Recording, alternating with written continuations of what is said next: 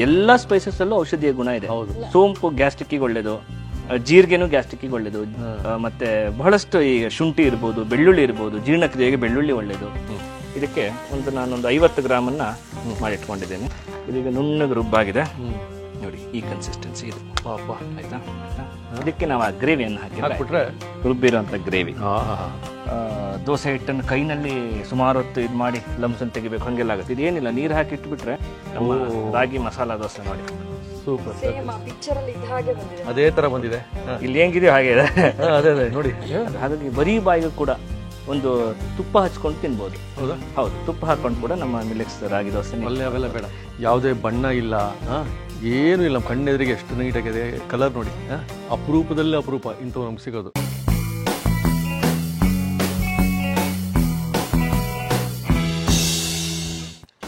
ನಮಸ್ಕಾರ ವೀಕ್ಷಕ ಬಂಧುಗಳೇ, ಕಮ್ಮರಡಿ ಗ್ರಾಮ ಮಿಲೆಕ್ಸ್ ಫ್ಯಾಕ್ಟ್ರಿ, ಆರೋಗ್ಯಯುತವಾದ ಆಹಾರಗಳಿಗೆ, ಅದರಲ್ಲೂ ರಾಗಿ ಮಸಾಲಾ ದೋಸೆ. ನಮಗೆ ಮಸಾಲಾ ದೋಸೆಗಳು ಅಂದರೆ ಬಲು ಪ್ರೀತಿ, ಅದರಲ್ಲಿ ರಾಗಿ ಆರೋಗ್ಯಯುತವಾದದ್ದು ಮಿಲೆಕ್ಸಲ್ಲಿ ಸಿಗುತ್ತೆ ಅಂತ ಕೇಳಿದ್ದೆ, ಬಂದಿದ್ದೀನಿ ಸರ್. ಅದನ್ನು ಯಾವ ರೀತಿ ಮಾಡ್ತೀರಾ ತೋರಿಸಿ. ಖಂಡಿತ. ಅದರೊಟ್ಟಿಗೆ ಪಲ್ಯಗಳು, ಚಟ್ನಿಗಳಾಗಲಿ, ಅದು ಆರೋಗ್ಯ ಇರಬೇಕು. ಅದರಲ್ಲಿ ಕೂಡ ಯಾವ ಪಲ್ಯ ಸರ್ ಇವತ್ತು?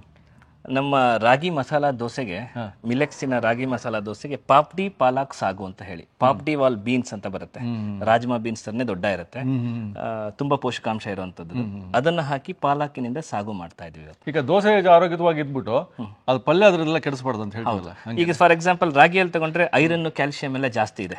ಸೊ ರಾಗಿ ತುಂಬಾ ಮುಖ್ಯವಾದ ಆಹಾರ ಮನುಷ್ಯನ ದೇಹಕ್ಕೆ. ಅದರ ಜೊತೆಗೆ ಅದಕ್ಕೆ ಕೋಆಪರೇಟ್ ಮಾಡುವಂತ ಒಳ್ಳೆಯ ಸಾಗು ಅಥವಾ ಚಟ್ನಿ ಇತ್ತು ಅಂತ ಹೇಳಿದ್ರೆ ಅದರ ರುಚಿ, ಮತ್ತೆ ನಾನು ಆವಾಗಲೇ ಹೇಳ್ದಂಗೆ ದೇಹಕ್ಕೂ ಒಳ್ಳೇದು, ಬಾಯಿಗೂ ರುಚಿನೂ ಇರಬೇಕು. ಹಾಗೆ ನೋಡೋಣ ಈಗ. ಈಗ ಮೊದಲನೇದಾಗಿ ಪಾಪ್ಡಿ ಪಾಲಕ್ ಸಾಗು ಬೇಕಾದ್ರೆ ಇಂಗ್ರೀಡಿಯೆಂಟ್ಸ್ ಹೇಳ್ಬಿಡ್ತೀನಿ. ಹೆಚ್ಚಿರುವಂತ ಈರುಳ್ಳಿ, ಸ್ವಲ್ಪ ಅರಿಶಿಣ, ಒಂದು 3 ರಿಂದ 4 ಹಸಿಮೆಣಸು, ಕೊತ್ತಂಬರಿ ಸೊಪ್ಪು, ಇದು ಪಾಲಕ್ ಸೊಪ್ಪು 2 ಕಟ್ಟನ್ನು ನಾನು ಬಿಸಿನೀರಲ್ಲಿ ಹಾಕಿ 1 ನಿಮಿಷ ಬಿಟ್ಟು ತೆಗೆದಿದ್ದೀನಿ. Half boiled ತರದಲ್ಲಿದೆ. ಇದು ಪಾಪ್ಡಿ ಬೀನ್ಸ್ ಅಂತ ಹೇಳ್ಬಿಟ್ಟು, ಪಾಪ್ಡಿ ವಾಲ್ ಬೀನ್ಸ್ ಅಂತ ಹೇಳ್ಬಿಟ್ಟು, ಟೊಮ್ಯಾಟೊ, ಜೀರಿಗೆ, ಶುಂಠಿ, ಸ್ವಲ್ಪ ಬೆಳ್ಳುಳ್ಳಿ, ಸ್ವಲ್ಪ ರುಚಿಗೆ ಸ್ವಲ್ಪ ಉಪ್ಪು, ಸ್ವಲ್ಪ ಗೋಡಂಬಿ, ಇದು ಕಾಯಿಯ ಹಾಲು, ಕಾಯಿ ಹಾಕ್ತಾ ಇದೆ, ಕಾಯಿ ಹಾಲನ್ನು ಹಾಕ್ತಾ ಇದ್ದೇವೆ, ರುಬ್ಬಿ ಬಿಟ್ಟು ಹಾಲು ತೆಗೆದು ಹಾಕೊಂಡಿದ್ದೀವಿ. ಅದ್ರ ಜೊತೆಗೆ ಸ್ವಲ್ಪ ಚಕ್ಕೆ, ಲವಂಗ ಮತ್ತೆ ಏಲಕ್ಕಿ, ಇದಿಷ್ಟು ಇಂಗ್ರೀಡಿಯೆಂಟ್. ಅದ್ರ ಜೊತೆಗೆ ನಮ್ಮ ರಾಗಿ ಮಸಾಲಾ ದೋಸಾ ಪ್ರಿಮಿಕ್ಸ್ ಬಾಕ್ಸ್ ಇದೆ.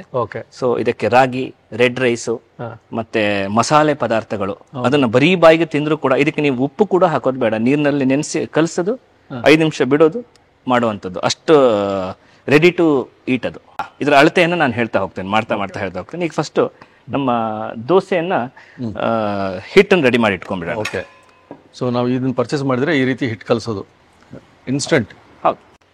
ಈಗ ನಮ್ಮ ಮಿಲೆಕ್ಸಿನ ದೋಸಾ ಪ್ರಿಮಿಕ್ಸ್ ಇದನ್ನು ಓಪನ್ ಮಾಡ್ತಾ ಇದ್ದೇನೆ.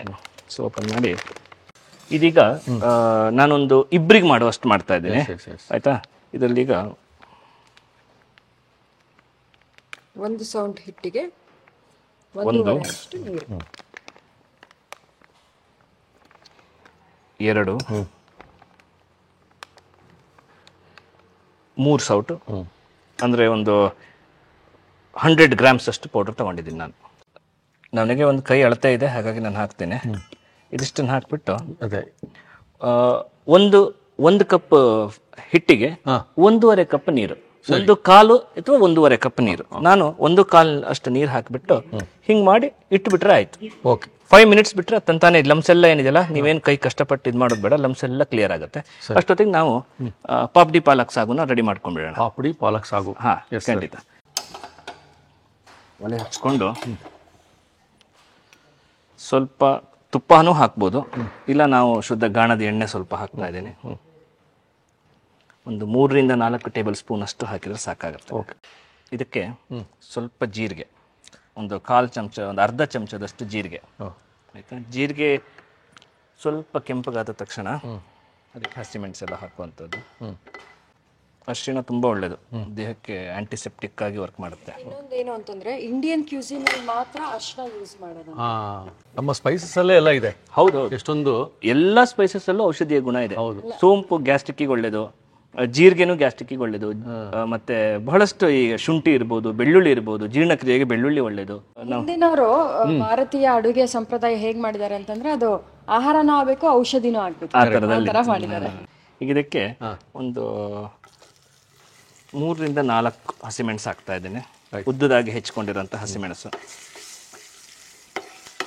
ಈಗ ಇದಕ್ಕೆ ಒಂದು ಮೀಡಿಯಂ ಸೈಜಿನ ಈರುಳ್ಳಿ ಸಣ್ಣದಾಗಿ ಹೆಚ್ಚಿಟ್ಕೊಂಡಿದ್ದೆ, ಅದನ್ನು ಹಾಕ್ತಾ ಇದ್ದೀನಿ.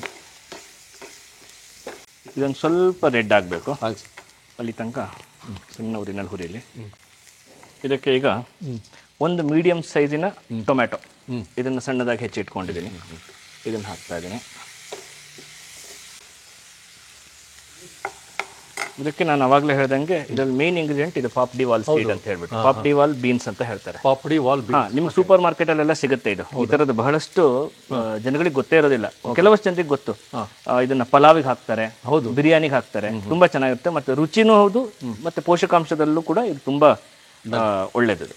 ಇದಕ್ಕೆ ನಾನೊಂದು 50 ಗ್ರಾಮನ್ನ ಮಾಡಿಟ್ಕೊಂಡಿದ್ದೇನೆ. ಒಂದು 2 ರಿಂದ 3 ಜನಿಗೆ ಮಾಡಿದ್ರೆ ಇಷ್ಟು ಸಾಕು. ಬೇಯಿಸಿಟ್ಕೊಂಡಿದ್ದು ಇದನ್ನ, ಅದನ್ನೇನು ಅದೇನು ಕುಕ್ಕರ್ನಲ್ಲೆಲ್ಲ ಬೇಯಿಸ್ಬೇಕು ಅಂತನೂ ಇಲ್ಲ. ಅದನ್ನ ನೆನೆಸ್ಬಿಟ್ರೆ ಸಣ್ಣದಾಗಿ ಒಳ್ಳೆ ಉರಿನಲ್ಲಿ ನೀರಿಟ್ಟು ಸ್ವಲ್ಪ ಉಪ್ಪು ಹಾಕಿ ಬೇಯಿಸ್ಬೋದು ಅದನ್ನು. ಇದೀಗ ಸಣ್ಣ ಉರಿ ಮಾಡ್ತೀನಿ ಹೀಗೆ. ಈಗ ಬೇಕಾಗಿರೋ ಮಸಾಲೆಗಳನ್ನು ಅರ್ಕೊಂಡ್ಬಿಡೋಣ. ಇದಕ್ಕೆ ಈಗ ಮಿಕ್ಸಿ ಜಾರ್ಗೆ ಇದಿಷ್ಟು ನಾವು ಬಿಸಿನೀರಿಗೆ ಹಾಕಿ ತೆಗೆದಿಟ್ಟಂತ 2 ಕಟ್ಟು ಪಾಲಕ್ ಸೊಪ್ಪು, ಹೌದು ಬಿಸಿನೀರಿಗೆ ಹಾಕಿ ಎತ್ತಿಟ್ಕೊಂಡಿದ್ದೀವಿ. 2 ಕಟ್ಟು, ಹೌದು, ಬಿಸಿ ಇರಬಾರ್ದು ಮಿಕ್ಸಿಗೆ ಹಾಕುವ ಅಷ್ಟೊತ್ತಿಗೆ. 2 ಕಟ್ಟು ಇದನ್ನು ಹಾಕಿದೆ. ಸ್ವಲ್ಪ ಕೊತ್ತಂಬರಿ ಸೊಪ್ಪು, ಇದನ್ನು ಸೋಸಿಟ್ಕೊಂಡಿದ್ದು ಕೊತ್ತಂಬರಿ ಸೊಪ್ಪು ಸ್ವಲ್ಪ. ಇದಕ್ಕೆ 2 ರಿಂದ 3 ಅಷ್ಟೇ ಸಾಕು ಲವಂಗ, ಒಂದು 2 ಚಕ್ಕೆ 2 ಪೀಸು, ಇಷ್ಟು ಸಣ್ಣ ಸಾಕು. ಒಂದು 2 ರಿಂದ 3 ಏಲಕ್ಕಿ ಸಣ್ಣದಿದು, ಆಯಿತಾ. ಇದರ ಜೊತೆಗೆ ಸ್ವಲ್ಪ ಒಂದು 7-8-10 ಗೋಡಂಬಿ, ಇಷ್ಟು ಸಾಕು. ಗೋಡಂಬಿ ಒಂದು ಒಳ್ಳೆ ರುಚಿ ಕೊಡುತ್ತೆ, ಆಯಿತಾ. ಅದರ ಜೊತೆಗೆ ಒಂದು ಇಷ್ಟು ಸಣ್ಣದೊಂದು ಶುಂಠಿ, ಒಂದು 6 ರಿಂದ 7 ಬೆಳ್ಳುಳ್ಳಿ, ಆಯಿತಾ. ಇದಷ್ಟನ್ನು ಹಾಕಿ ಜೊತೆಗೆ ಕಾಯಿ ಹಾಲು ಇಟ್ಕೊಂಡಿದ್ದೀನಿ. ಅರಿಲಿಕ್ಕೂ ಕಾಯಿ ಹಾಲು ಹಾಕ್ತೀನಿ, ಅಲ್ಲಿಗೂ ಕಾಯಿ ಹಾಲು ಹಾಕ್ತೀನಿ. ಇದರೊಳಗೆ ಅರ್ಧವನ್ನ ಇದಕ್ಕೆ ಹಾಕ್ತೀನಿ, ಇನ್ನು ಅರ್ಧವನ್ನ ಇದಕ್ಕೆ ಹಾಕ್ತೇನೆ. ಇದೊಂದು ಅರ್ಧ ಕಡಿ ಕಾಯಿ ಇರುತ್ತಲ್ಲ, ಅದರಲ್ಲಿ ಅರ್ಧದಲ್ಲಿ ಕಾಯಿ ಹಾಲಿನಲ್ಲಿ ಸ್ವಲ್ಪ ಹೊತ್ತು ಬೇಯಬೇಕು, ಸಣ್ಣ ಊರಿನಲ್ಲಿ ಮಾಡಿಬಿಟ್ಟು ನಾವು ರುಬ್ಬೋ ಅಷ್ಟೊತ್ತಿಗೆ ಇದು ಹಿಂಗೆ ಬೇಯ್ತಾ ಇರಲಿ. ಆಯ್ತಾ, ಅಷ್ಟೊತ್ತಿಗೆ ನಾವು ರುಬ್ಬುವಂಥ ಕೆಲಸ ಮುಗಿಸ್ಕೊಂಡ್ಬಿಡೋಣ.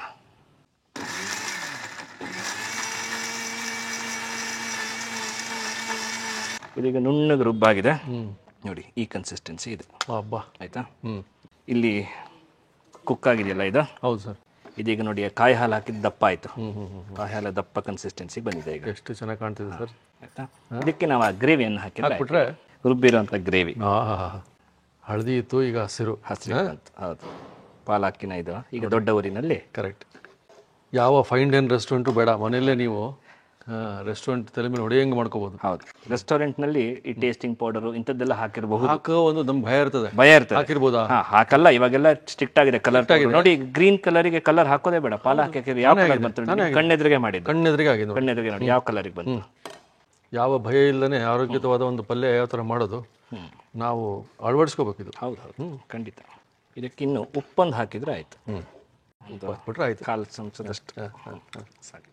ಇದಕ್ಕೆ ಬೇಕಿದ್ರೆ ಮಕ್ಕಳಿಗೆ ಸ್ವಲ್ಪ ಸಕ್ಕರೆ ಹಾಕಿದ್ರೆ ಸ್ವೀಟಿಶ್ ಆಗುತ್ತೆ. ನಾನು ಇದಕ್ಕೆ ಸಕ್ಕರೆ ಹಾಕಿಲ್ಲ, ಬೆಲ್ಲನೂ ಹಾಕ್ಬೋದು, ಸ್ವಲ್ಪ ಸ್ವೀಟಿಶ್ ಇರುತ್ತೆ.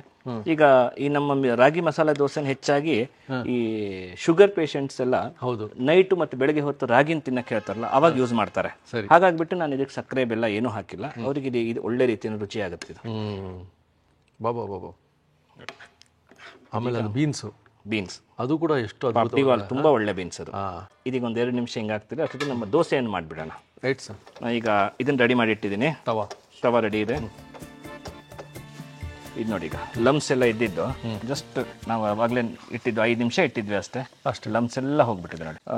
ದೋಸೆ ಹಿಟ್ಟನ್ನು ಕೈನಲ್ಲಿ ಸುಮಾರು ಹೊತ್ತು ಇದು ಮಾಡಿ ಲಮ್ಸನ್ನು ತೆಗಿಬೇಕು, ಹಂಗೆಲ್ಲ ಆಗುತ್ತೆ. ಇದೇನಿಲ್ಲ, ನೀರು ಹಾಕಿ ಇಟ್ಬಿಟ್ರೆ ಎಷ್ಟು ಬೇಕೋ ಅಷ್ಟು ಪ್ರಮಾಣ ನೀರು ಹಾಕಿ ಇಟ್ಬಿಟ್ರೆ ತಕ್ಷಣ ಒಂದು 5 ನಿಮಿಷದಲ್ಲಿ ಅದು ಲಮ್ಸ್ ಎಲ್ಲ ತಂತಾನೆ ಡಿಸಾಲ್ವ್ ಆಗ್ಬಿಡುತ್ತೆ. ಆಯ್ತಾ, ಇದರಲ್ಲಿ ರಾಗಿ, ಅಕ್ಕಿ, ಧಾನ್ಯಗಳ ಜೊತೆಗೆ ಒಣಮೆಣಸು, ಬ್ಯಾಡಗಿ ಮೆಣಸು, ಕೊತ್ತಂಬರಿ, ಜೀರಿಗೆ ಇವನ್ನೆಲ್ಲ ಹಾಕಿದೀವಿ. ಹಾಗಾಗಿ ಬರೀ ಬಾಯಿಗೆ ಕೂಡ ಒಂದು ತುಪ್ಪ ಹಚ್ಕೊಂಡು ತಿನ್ಬೋದು.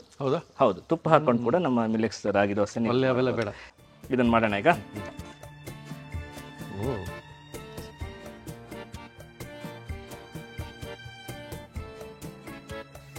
ಸೂಪರ್. ಇದಕ್ಕೆ ಸ್ವಲ್ಪ ತುಪ್ಪ ಅಥವಾ ನಾನೀಗ ಗಾಣದ ಎಣ್ಣೆ ಯೂಸ್ ಮಾಡ್ತಾ ಇದ್ದೇನೆ, ಸ್ವಲ್ಪ ಹಾಕೋದು. ಇದಕ್ಕೂ ಅಷ್ಟೇ, ನೀವು ಇದನ್ನೇನು ಮುಚ್ಚಿಡಬೇಕು ಯಾವ ಪ್ರಮೇಯವೂ ಇಲ್ಲ. ಇದನ್ನ ಹೀಗೆ ಮಾಡುವಂಥದ್ದು. ಮೀಡಿಯಂ ಫ್ಲೇಮು ಅಥವಾ ಲೋ ಫ್ಲೇಮಲ್ಲೂ ಕೂಡ ಮಾಡ್ಕೊಬೋದು ಇದನ್ನ.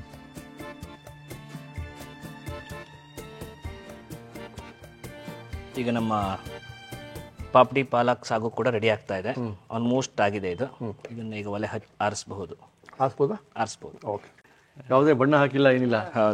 ನಮ್ಮ ನಿಸರ್ಗದಲ್ಲಿ ನಮ್ಮ ಈ ಮಿಲೆಕ್ಸ್ ಪ್ರಾಡಕ್ಟ್ ಅಷ್ಟೇ, ಇದಕ್ಕೆ ಯಾವುದೇ ರೀತಿಯಂತ ಅಡಿಟಿವ್ಸ್, ಕಲರ್ ಏನು ಹಾಕಿಲ್ಲ. ಇದನ್ನ ಆರಿಸಿದ್ವಿ, ಇದು ಮುಗೀತು.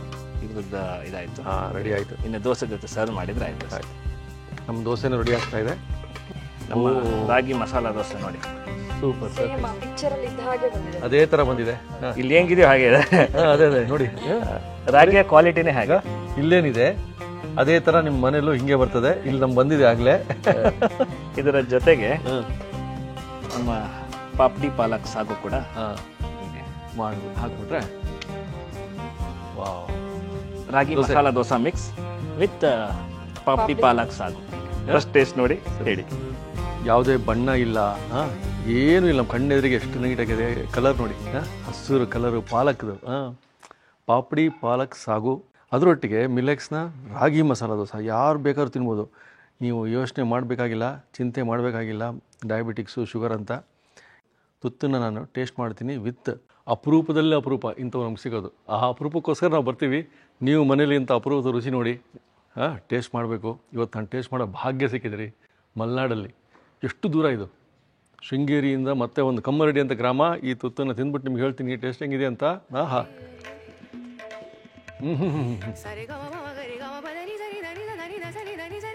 ನೀವು ರೆಸ್ಟೋರೆಂಟಿಗೆ ಹೋದಾಗ ಅಲ್ಲಿಯ ಒಂದು ಡಿಶ್ಗೋಸ್ಕರ ಹೋಗ್ತೀರಾ, ಈ ಡಿಶಲ್ಲಿ ಚೆನ್ನಾಗಿ ಸಿಗುತ್ತೆ ಅಂತ. ಅಂಥ ಡಿಶ್ಶು ನೀವು ಇಷ್ಟು ಸುಲಭವಾಗಿ ಇನ್ಸ್ಟಂಟಾಗಿ ನಮಗೆ 20 ನಿಮಿಷದಲ್ಲಿ ರೆಡಿ ಆಯ್ತು. ಇಲ್ಲಿ ಮನೆಯಲ್ಲೇ ಮಾಡ್ಕೊಂಡ್ಬಿಟ್ರೆ ಎಷ್ಟು ಅದ್ಭುತವಾಗಿರುತ್ತೆ. ಆಮೇಲೆ ಆರೋಗ್ಯದ ಒಂದು ರಸದೂಟಕ್ಕೆ ಇಲ್ಲಿ ಬಂದಿರೋದು ನಾವು. ಎಷ್ಟು ಈಸಿಯಾಗಿ ಮಾಡ್ಕೋಬೋದು ಅಂತ ನಂಬರ್ ಕೊಟ್ಟಿರ್ತೀವಿ, ಕಾಲ್ ಮಾಡಿ ಆ ಬಾಕ್ಸ್ ತರಿಸ್ಕೋಬೋದು ನೀವು. ಅದನ್ನು ಟಕ್ಕಂತ ಮಾಡ್ಕೊಳ್ಳೋದು, ಪಟ್ಟಂತ ಇದೊಂದು ಸಾಗು ಮಾಡ್ಕೊಳ್ಳೋದು, ಪಲ್ಯ ಕೂಡ ನಿಮ್ಗೆ ಆರೋಗ್ಯವಾಗಿರುತ್ತೆ ಅಂತ ಹೇಳ್ತಾ ಇದು ಮುಗಿಸ್ತೀನಿ ಬೇಗ. ಮುಂದಿನ ಸಂಚಿಕೆ ಏನು ಮಾಡ್ತಾರೆ ನೋಡ್ಬೋಣ.